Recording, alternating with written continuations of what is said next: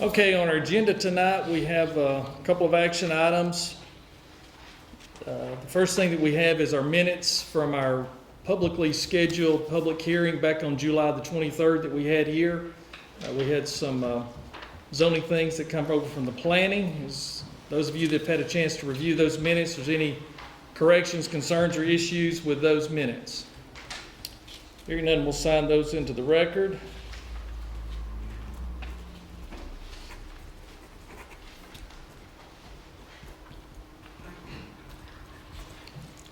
Okay, and then on the same night, July the 23rd, we had our regular scheduled meeting, and those minutes are also in the agenda packet.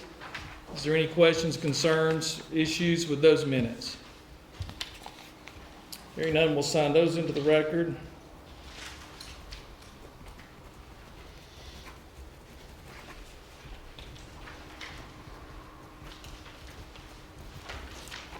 Okay. Our first action item under new business is a resolution R-18-20 to set the Walker County millage rate at 9.287 mills in the unincorporated area and 13.27 mills in the incorporated area for the maintenance and operation of the county. There is a sheet in the packet, and this gives a very, very good illustration of why the unincorporated net rate is different from the incorporated rate. This question is very common each year, and that's due to the insurance tax credit rollback. All the counties and all the cities in Georgia each get a tax credit each year that is utilized to roll back property taxes, and it's basically like a franchise fee that insurance companies pay off of insurance premiums for property that they insure in the state. So it's reported to the state, and the state takes and disperses that back out to the appropriate jurisdictions. So that number changes every year depending on how much that credit is. So you'll see that the gross amount is the same. The gross millage rate's the same in both the unincorporated and the incorporated both of 16.157 mills. Then you have the insurance rollback, and then you have your sales tax rollback. So the more sales tax that's generated in the county and the cities combined each year, then you roll that back from your property taxes. And so you see that number is the same for both jurisdictions. It's 2.882. So that makes your net on your unincorporated 9.287 and the incorporated of 13.275. So this is actually a slight reduction over the prior year. The requirement is you present a tax digest in the newspaper, and you see the actual net millage rate is slightly rolled back in each jurisdiction. If I had my total preference, and many other commissioners across the state feel the same way, we wish we could just say we're not going to touch it. We're just going to leave it alone if we don't need to raise taxes or lower taxes. But the way that's a quite complicated formula to arrive at these millage rate numbers, and it's virtually impossible to keep that numbers identical on both of those. So it's a little bit of a moving target each year. It's not like a sales tax rate or a state income tax rate where you can set a rate and just leave it alone. And every year this has to come back up and be dealt with. So it's quite frustrating each year because we had no need to raise taxes, didn't want to raise nor lower taxes. We wanted to leave it alone, and it was impossible to do. And the first year I did this, I called several other counties because I thought we got to be missing something. There's got to be a way to do this, and it's just not possible. So, is there any questions on this? We did the advertisement that's required in the paper. We have Terry with us as our chief assessor here tonight, and also Ms. Carolyn Walker, our tax commissioner. So they come at this time every year and make sure there's not any questions or issues, and then get copies of the signed documents as well. Okay, so we'll go ahead and sign this into the record.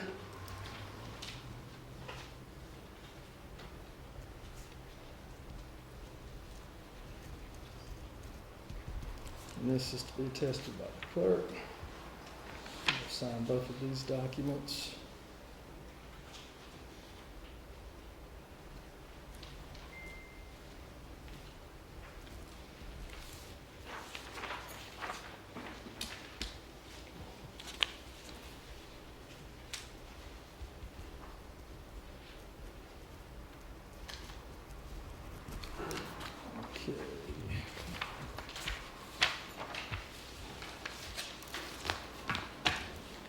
The next thing we have is a resolution, R-19-20, a resolution of the sole commissioner of Walker County to adopt a moratorium on the acceptance of permit applications related to residential use of cargo container homes or tiny home storage use of cargo containers in manufacturing homes. Whereas the sole commissioner of Walker County is the governing authority for Walker County, Georgia, and whereas the Georgia Constitution and general laws of the state grant the governing authority of each county jurisdiction to control all county property and to further adopt such ordinances and regulations as necessary to protect the public health, public safety, and the general welfare of its citizens. And whereas under the authority of the Constitution of the state of Georgia, OCGA 8-2-170, a county may establish standards, conditions, and inspection programs for pre-owned manufactured homes. And whereas promotion and maintenance of property values within the jurisdiction in the health and general welfare of the citizens of Walker County, and further by adoption of standards for the conditions of structures including pre-owned manufactured homes, and whereas Walker County has previously adopted land use and zoning ordinance regulations, the placement of manufactured homes in the unincorporated area of the county, and whereas Walker County deems it necessary and desirable to continue to study the health and safety of cargo container homes, metal structures typically used for transportation of cargo, and tiny home structures having less than 500 square feet, as well as to study the impact and such structures would have on existing communities within our county. And whereas Walker County deems it necessary and desirable to review its ordinances that address the permitting of multiple structures on the same lot, and whereas the Georgia Supreme Court has held that a moratorium with response to the application of a zoning ordinance may be put in force for a reasonable period of time without the necessary of complying with the notice requirement of the Georgia zoning procedures law, and whereas Walker County finds it appropriate that a moratorium barring for 180 days the acceptance of applications for permitting pursuant to the said county ordinance for placement of cargo container homes and tiny homes for human dwellings in Walker County, and further barring any other activity relating to the residential use of such cargo container homes and tiny homes. And whereas Walker County finds it appropriate for the moratorium barring for 180 days the acceptance of applications for permits pursuant to the said county ordinance for placement of cargo containers and manufactured homes for storage in Walker County. Now therefore be it resolved that Walker County does hereby enact a moratorium barring for 180 days the acceptance of any applications for permitting pursuant to any and all structured ordinance, regulation, rules, and requirements for the use of the placement of the intended use of a cargo container home and tiny houses for human dwelling in Walker County, and further barring any other activity related to the residential use of such cargo container homes and tiny homes. Be it further resolved that Walker County does hereby enact a moratorium barring for 180 days the acceptance of any application or for permits pursuant to any and all structures, ordinance, regulations, and requirements for the use and placements for the intended use of cargo containers and manufactured homes for storage. The resolution shall be effective immediately upon the approval of the Public Health and Welfare demanding it so resolved and adopted the 13th day of August of 2020. There's quite a bit of question in the industry about the best practice for manufacturing of tiny homes. There's concerns with the life safety, primarily if these are built and inspected on site by your local code enforcement officers, so the proper structure and integrity from the plumbing and the electrical and all can be looked at, versus if someone's building one of these and trailering it in to a community where there's not been any known inspection or acknowledgement of what may have taken place. Where when you have a manufactured mobile home, those have guidelines, regulations, they have serial numbers on them, they're manufactured in a controlled environment, and they meet federal guidelines and standards. So the ordinances and all that we have in place now when those were put in back in the 70s, and they've been amended some throughout the 80s, you didn't have people that had a desire to have a structure less than 500 feet. And to my knowledge, you probably didn't have people trying to make residential homes out of cargo containers that have been shipped all over the world. And one of the concerns too that's been brought to our attention with cargo containers, they seem to work well the further west you get because it's a dry climate. But here in the southeast, where we have a tremendous amount of humidity, there's been a lot of reported issues of mold and mildew buildup in these. And so we want our planning and zoning committee and also take additional public comment that people can submit to the planning and zoning, and let the team of 12 of our planning and zoning members make a recommendation to the commissioner's office of what modern regulations and requirements need to be put in place for the health and safety and welfare of the citizens. So this just gives an opportunity to get that action in place as quickly as possible so we can have a safe, healthy community. So any questions on this? Real quick, just looking back, wasn't there a moratorium put in place about 2 years ago? There was. Okay. I guess my encouragement would be to actually put something in place rather than just putting a moratorium and writing it down and putting another moratorium in place. That's all. Yeah, we're asking the Planning and Zoning Commission to take this very seriously and try to get this done and back to us quickly, because we have activity, people asking and inquiring about this, and they want to do the right thing, and they just want us to be able to tell them what those guidelines are. And at this point, there's nothing on the books that describe that. Yes, sir. Doug, so you said it's been a couple of years since we put that moratorium in place, correct? Where are we in our study? Because there's plenty of documentation that falls in line with the International Residential Code, which we've adopted here in Walker County, that addresses and the special addendums to tiny homes.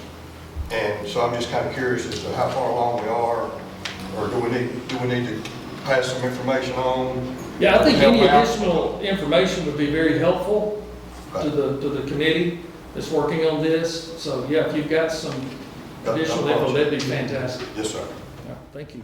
So, I have a question, like, on these like tiny homes and stuff, and the cargo homes and stuff like that, like, I understand, like, it's a popular idea with the tiny houses and stuff like that and everything, and you're talking about the communities and stuff about that, like, is it gonna be like, with the cargos, like, it ain't gonna be like you would do like a trailer park or anything like that, or things like, is it gonna be something, like with the cargo, somebody could just have in their house, they could just buy property and put a cargo trailer and live in it? Well, that's a good question. That's what's to be determined. That's what, from a zoning aspect, does those need to go in a particular zoning and not other types of zoning, or do you have? Unincorporated and Yeah, do you? unincorporated. Well, all we would be affecting would be unincorporated. Your cities are going to regulate within the incorporated area, so this would actually, just be the unincorporated. So there's just not anything, that gives the planning office guidelines on this currently. Right. Yeah. Since the initial moratorium was 2 years ago, what has actually been done since then? I've not received any recommendations yet, so we're pushing this back to the Planning Commission, asking them to get this done and bring back their recommendations. Have they done anything for 2 years? I know they have done a lot of digging and research, but they've not taken any action, and we're asking them to take action. Yes, sir. On this, the line that says storage use of cargo containers in manufactured homes. I understand we're talking about the use of these for homes. But lower it says Walker County deems it necessary and desirable to review its ordinances that address the permitting of multiple structures on the same lot. Are you saying that, how does this affect people that are wanting to use these cargo for storage, or the Amish build storage buildings? Is there a moratorium now on the people getting those put on their property? Yes. Just for storage? Yes, in a residential zone, yes, because it's in the land use now that any structure that's added to a property is supposed to be permitted. And so since they have to go through the permitting process, this is just putting a moratorium on the permitting process for structures being added that if it's a less than 500 square foot living residence or any type of shipping container. That just seems a little harsh going, so people can't even go down to Lowe's and buy a 12 by 12 metal building and put it on their. No, that's a different application. That's not a cargo shipping container. So then that's what I'm saying. So I understand what you're saying about the cargo, but this also lumps in, seems to me, unless I'm reading it wrong, it lumps in the Amish build, the wood buildings that you can buy down on 27 or Rossville. Well, those are still supposed to be permitted, but that doesn't affect this moratorium. Okay, so you're still allowed to get one of those, Yeah. put on your property for storage. Okay.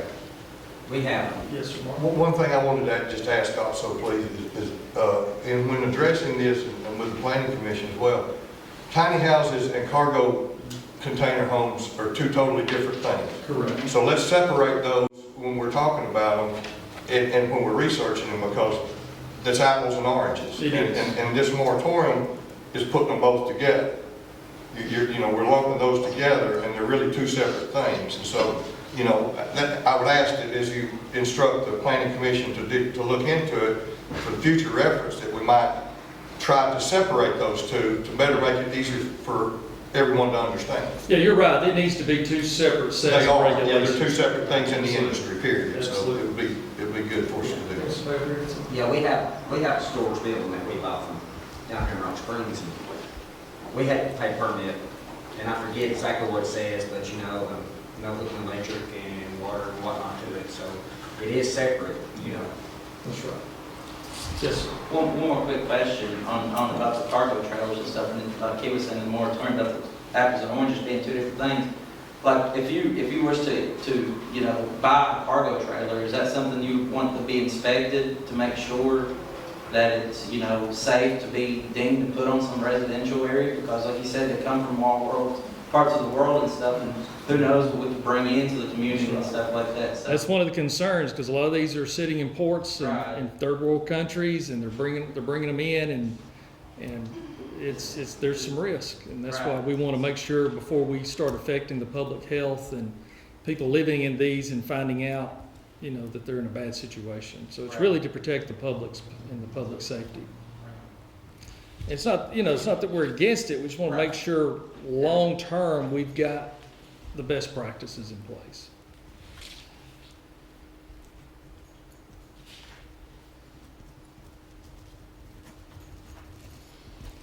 Okay, test that. Okay, the last time we've got is our department statistics, as we do every month, and it's in a spreadsheet format. So in July, there was 90 dogs brought into the shelter and 32 cats. Through adoption, rescue, and return to owner, there was 117 dogs that went out. So obviously there was some carryover from the prior month. Cats, there was 7 that went out, and you can see the breakout of that. Code enforcement, in their inspections, they had 72 citations or violations that they actually wrote a citation, which could have been a warning or a fine, either one. We log those just under citations in general. Closed cases, there was 42, so that means there was 42 previous citations that was written over any given period of time, and there was 42 of those cases, mean that the property owners were able to get those properties in compliance and get it signed off on and get in good standing. Called for services, our fire department, 215 calls, responded by 337 units. They installed an additional 13 smoke detectors. They are graduating the recruit class that's in place right now. I think there's 11 firefighters that should graduate this weekend, and many of those folks will start the full-time department in Fairview. Station 7 in the Fairview community will be staffed, and I think the go-live date on that is the 20th of August. So that station will be staffed 24/7, and that'll give us 7 stations that are full-time staff stations. The call volume in that zone, from looking at the CAD data, is over 1,000 calls a year that's in that zone that station would have answered if there would have been a team there. Our litter control, 11,300 pounds of trash picked up off the side of the road, 10,620 pounds the prior month, so we're very consistent around that 10 to 13,000 pounds, it seems. Mountain Cove Farms, numbers are down a little bit with the COVID for the year and for the month, but 53 nights stayed at Mountain Cove Farms. Our single-family home construction is up, and this is also in the unincorporated area outside our city. So there were 16 permits pulled in July, 9 in June. That gets us at 88 for the year. Media impression stories, it was 36 stories tracked that the local media talked about Walker County, government in general. We added 184 new Facebook followers, 89 Facebook posts, 49,120 visitors to our website, 162 new subscribers to the newsletter. We're paving a lot of roads, but we still have potholes. And we're going to continue to fight the potholes, but we've got the machine running well. 619 potholes patched in July. Our transit trips are still down. In past years, we'd run a couple thousand transit trips a month, but due to the COVID and the community centers still not operating for daily services, our transit trips continue to be on the low side of 1,228 for the month. So that's those numbers. And that is the last item that we had on our agenda. So we will, at 6:22, officially adjourn our meeting. And at all of our meetings, we do allow anyone from the public that wants to come up and speak, that has any public comments about anything going on in county government.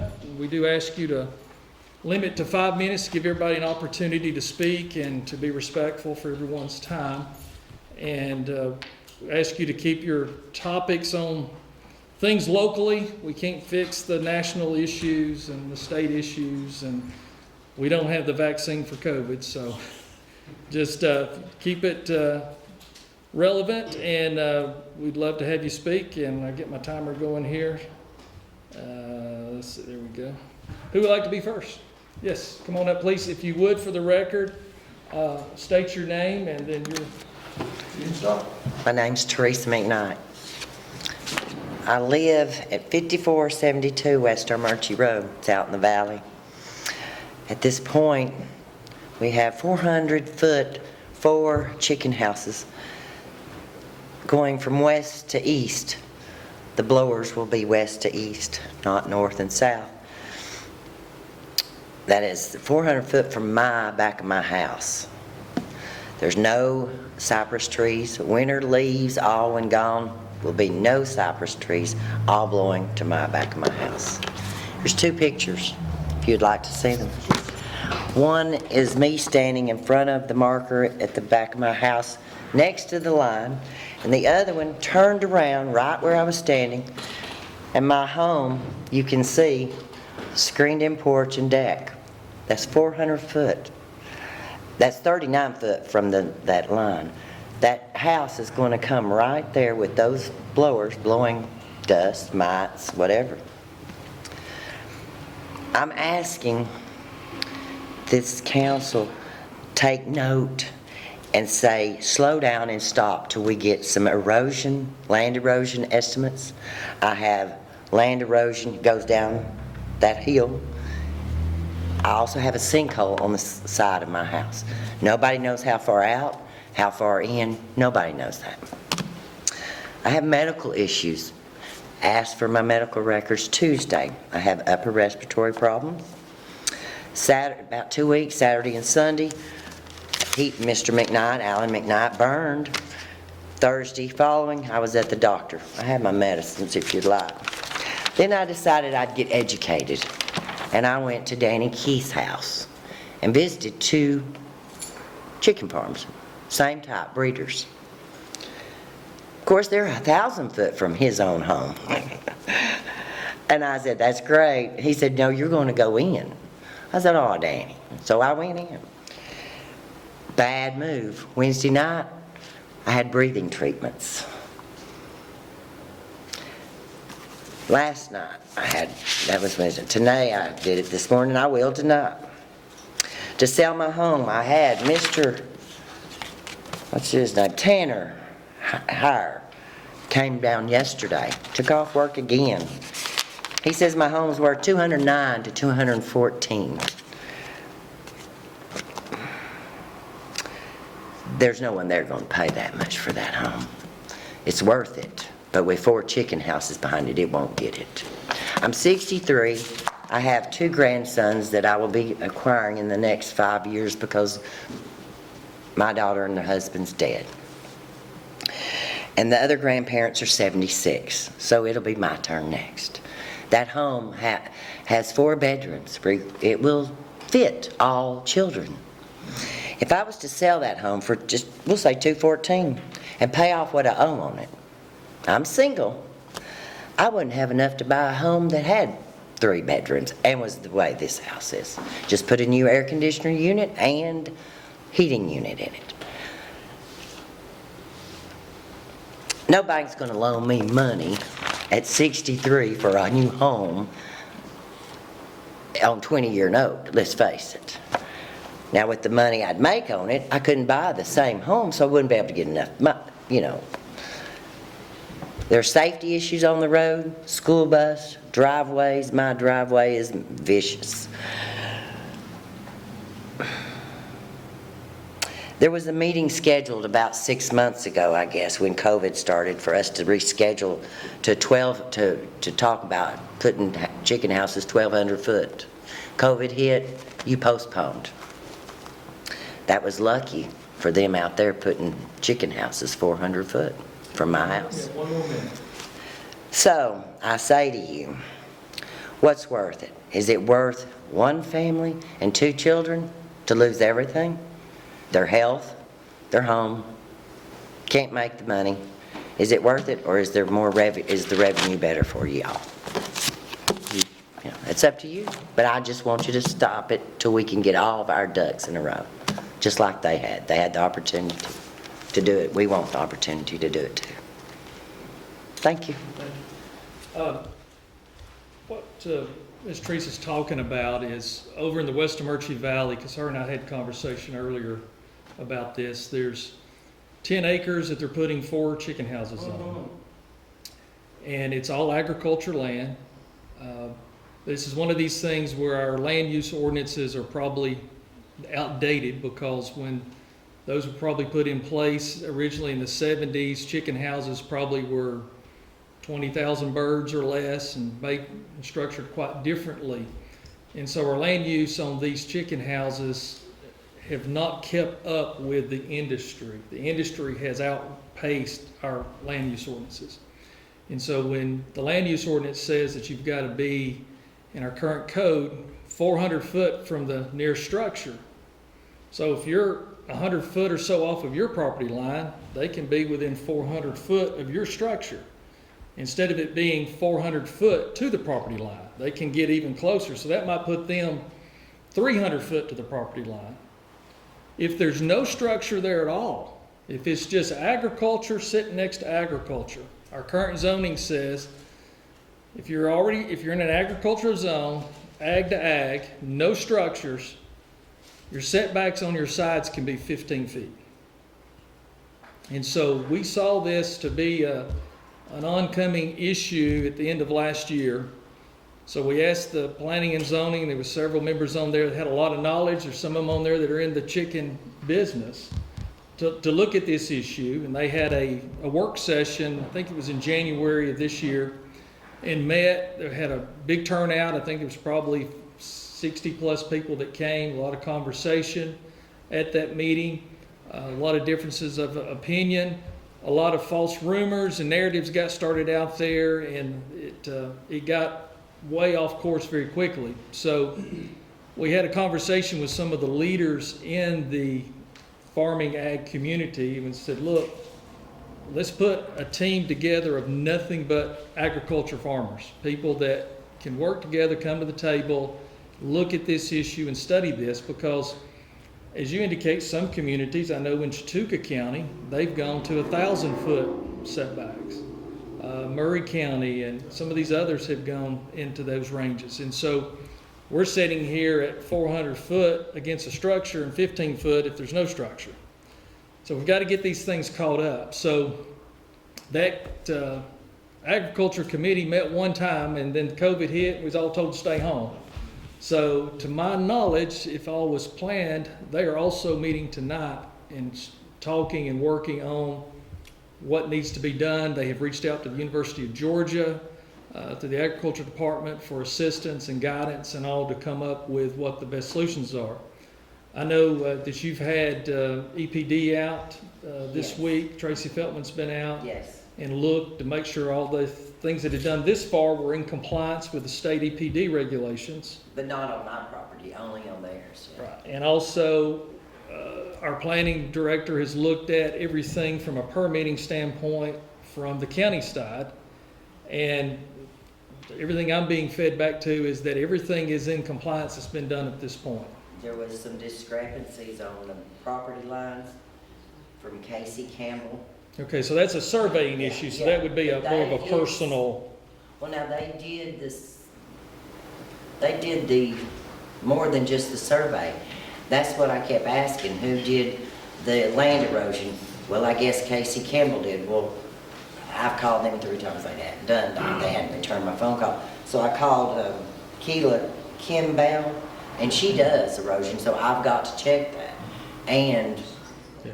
So that would be a documentation thing that would EPD and all would look at. But as far as county and all, everything is in order to the current standards of what's on the books today, is the point I'm getting to. There's nothing out of compliance that they're doing as far as putting these in, but putting 4 super houses on 10 acres is going to create a change to the community, no doubt about it. All right, who's next? Yes, come on up, please. could I ask, where's the meeting going to be held tonight? I guess they're meeting at the Civic Center tonight, up in Rock Springs. Now?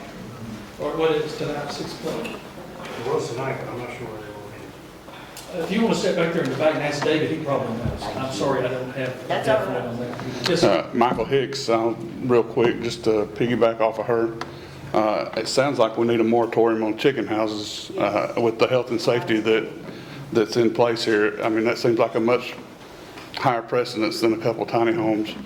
And I would encourage you to take and build the same committee to advise planning and zoning as you have for chicken houses for tiny homes. Because you have no experience with tiny homes on the planning commission and you have antiquated ideas on the planning commission. Get some fresh blood and some fresh ideas to lend ideas to the planning commission and create the zoning instead of letting them create it. Because I know there's several on the board that are already against it. And I think that puts us off on an unlevel playing field. So just my. Okay, thank you, good idea. Thank you. Yes, Barry, come on up. You need to come up. Okay. I was going to do this before you adjourned. Perry Lamb, on the breakdowns of the animal shelter, could you, if possible, you've got it's very well broke down under adopted, neutered, I need some of those other eyes, return to owner and euthanized. So that's broke down quite well. The intake, can you have the animal shelter adapt this where they show whether those were owner confiscated or picked up off the street or where that intake came from for us? Yeah, that's not a problem. Perfect, thanks. We can break it out, whether it's owner surrender or stray. Yeah, or if there was a violation, animal violation of some sort. Yeah, that's what we're calling, that data's there. Thank you. Anyone else? Yes, come on. I'll be praying for you. I hope they do a moratorium. Janice Williams, I have several questions, and I have 5 minutes, so I hope you can answer quickly and to the point. With the Walker County Animal Shelter, on March 14th, they were closed till the end of the month. The 16th, unable to transport to rescues, intake suspended from the public, they remain closed for adoption. 17th, to keep the staff safe, animal control will only go on bite cases, not picking up strays. Told the public, do not call 911 for animal control. Although the shelter is not over animal control, and animal control said, yes, you should call 911. On April 2nd, our shelter is still closed to the public. All that's on the shelter's page is people who lost animals. There's no update, there's no information. On April 2nd, from a FOIA request, our shelter took more than 20 cats from another shelter while telling Walker County citizens they're full, they're not taking any animals in. Why are we taking animals from another shelter as small as we are, and we continue to be at capacity? Why would we do that? Question number one, quickly. I'm not aware of that 20 cats. I'll have to get back to you. I don't know the answer. It's more than 20. And please do, and when do you think you can address that for me? I can get you an email, that probably by Monday. I'll look at that. Okay, thank you. Okay, on April 13th, our shelter director used the county resources and vehicles and time and money and went to Murray County Humane Society to help their animals from the tornado. Walker County had animals that were displaced from the tornado, and Walker County did zero for our citizens. And we have that in the emergency plan. Why did we spend money, resources, and our director's time to go to another county that's not even a municipal shelter? It's the Humane Society in Murray County, and use our resources to help them and their animals, and then 11 days later do a donation drive for Walker County citizens to give linens and things for the Murray County Humane Society, when we didn't follow our emergency plan to help our citizens who needed placement of animals, that one lost their home, others had damaged homes, and no place to put their animals. Why would we do that for another county and do nothing here? Well, the shelter director was in Dalton that Monday after the tornadoes hit. She was at the My Kids Have Paws, taking animals to the vet. And so while she was waiting on those animals to be spayed and neutered, she called the Murray County shelter because she heard they had had a pretty significant hit and had been flooded in the shelter. And she said, "What can I do to help? I have some time. I'm over here in your back door." She said, "Yes, please come help." So she went over and helped and was trying to help them with supplies and stock. So they had some people that had made a donation down to Tractor Supply. She took the county van and went down and picked up those supplies, come back, organized, put those on the shelf, and helped them squeegee water out of the building. I know what she did. You don't have to detail it. I'm not just asking why. I'm asking why, because that's that day. The next day, why didn't she help Walker County animals? Okay, so- The next day, why didn't anybody help Walker County animals? We were helping our neighbors when we had personnel in that area, when they had time, when the vet called and said that our animals were ready. They left there, brought those animals back. and That's come still back. that day. I'm talking about the next day when she was back, and the days that followed, that the shelter never answered the phone, nor did they answer it for Donnie, the director of A-Dream, who's on our emergency plan, to help citizens in Walker County who had displaced animals. And I know that to be true. We can't contradict it, because they ultimately contacted us, and citizens took in these people's animals. And when we've That's got... probably best, instead No, of it's putting them not. in a shelter. Then I want to invoice you, because if you're requiring the citizens to do it when there is a plan in place for Walker County to do it, and we citizens have to do it at their own expense because the county won't even respond to a phone call for what's in the emergency plan, I'm going to invoice you. Just like when animal control or the shelter tells me to take care of the animal myself, try to get with Emily later when an animal is having heat stroke. If you're instructing me to do that, I'm going to invoice you. The county needs to start taking care of the Walker County animals, and we can't even get a phone answered. So I'm giving you on notice. They contact me because we have a spay neuter. We're the only thing in Walker County with an animal related thing going on. And so my business, my nonprofit, is going to invoice if that keeps happening. And I'm just asking you, why is it happening? We answer and take in animals on a routine basis. We run over 100 animals through the shelter every single month. Okay, let's talk about that, because as far as the public You got goes, 30 seconds. as far as the public goes, you're closed. You're not taking calls from the public or animals from the public. But yet, since they posted that to the public, that's the authority, it's the shelter, saying we're still closed to the public, the gates are still locked, you've moved 476 animals out of there. And 20 animals have been adopted, not gone to rescue, adopted to 2 different individuals. What constitutes on this planet adopting 20 animals to one person? With COVID going on, when you're not checking their home, why do they want 20? They took them, and I want to see the records on what they paid, because they were listed as adoption, not as went to rescue. But they're an unlicensed rescue. So we're playing games on the books. We're saying a person adopted 20 animals, which is ludicrous. So I want to see the numbers on that, and where are these animals coming from? Since the page still says they're closed to the public. Okay. Your time's up, and I'll answer that. We have kept the shelter closed to the public, except by appointments only for animal surrenders. We're not doing any adoptions directly out of the shelter because we're trying to protect our shelter staff, trying to keep them from contracting the COVID. Because many times, if you think about it, if a family's going to adopt an animal, the whole family's going to come. They're going to bring the kids, and the whole family's going to come. You're going to have 3, 4, 5, 6 people come into the shelter for an adoption. So what's going to happen if our shelter staff gets sick? We've got a serious problem of maintaining the care for the animals. And so we have kept the gate closed. We do take surrenders in every single week for people that say, hey, I can't care for this animal, don't want this animal, whatever reason. We take surrenders in on a routine basis, and we can get that information out tomorrow that Perry was asking about, and the breakout of how many surrenders versus the strays. It's not a problem to do. But until this COVID passes, it's in the best interest of the community and the staff to have a functioning shelter, which means you've got to have staff there to function, because it's not an easy job. And the DOA comes in and inspects on an unscheduled, random basis, unannounced. The DOA was just in just a few days ago.